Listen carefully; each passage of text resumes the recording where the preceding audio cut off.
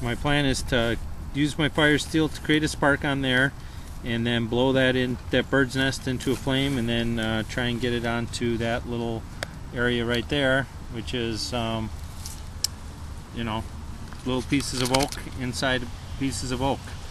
See if we can focus in there. There we go. So there's the oak, and there's my little bird's nest and charclothe, and it's raining, just drizzling, but we'll try and keep everything dry and see if we get a sustainable fire. Not rain in a downpour, but still rain. Okay, here we go. Here's a picture of my fire steel. It's a little mini size. I wish I could find more. I picked it up at a sports show. I think this is about the scout size, so maybe try and do this. There's a fire steel and a striker with the sharp edge. My charcloth's already getting a little wet, so I have a feeling I'm going to have to use some more dry charclothe and bird's nest, but we'll see. Okay, I have my charclothe caught here, and the nice thing is that does stay going, and there's no need to hurry. Now I got my little bird's nest of jute twine under there. See if I can blow that into flame, and then stick that on to my tinder pile, which is now getting a little bit wet, so hopefully it's still dry enough.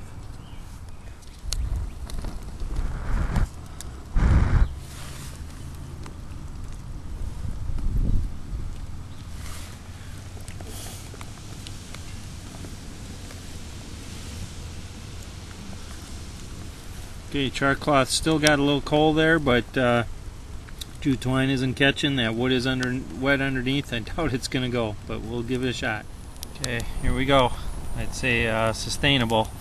Wow, resorted to the strike force and Vaseline with cotton balls, which seems like cheating, but when the wood is wet, I don't think that's cheating. I mean, I didn't go Bic lighter, but getting the charclothe was going, but everything is just damp. You just got to get a flame there, and then I just keep, I don't know if you can tell, this wood is still wet. It's all wetness, so I just set it over on there and it'll dry out, but it's going. Wind's picking up. Didn't think I was going to get it for a while, but strike force and cotton balls worked. The wood is still wet. You got to still split it using the BK2 here to split it, just little pieces, but at this point I think I have a sustainable fire as long as I would keep feeding it, and I got fuel here, but I'd have to keep it in small pieces. But this is going. I'll consider this fire in the rain semi-success. Certainly not primitive, certainly not bow drill, but flint and steel, it worked.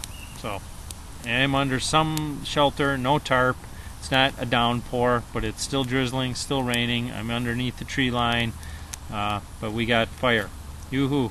Okay, it's been about 5 minutes here, and it's still going. The wood is drying out. I'll consider this, as I said, fire with flint and steel success, and I only used like half of a cotton ball, so I didn't go crazy, but I did have to use half a cotton ball with Vaseline, and it's still raining. It's not downpouring, but we're somewhat sheltered, and we have sustainable fire. Thanks for watching.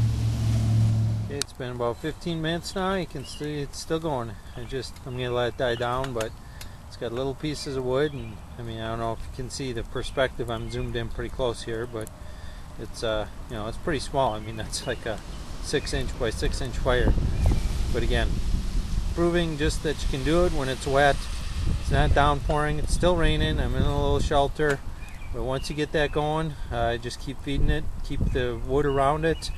For a while there, it went to a little bit of coals. I just blew it back up into flame, and works good. Thanks to all the guys on YouTube that inspire me to get out there and try it, because your gear does no good in the house. Thanks.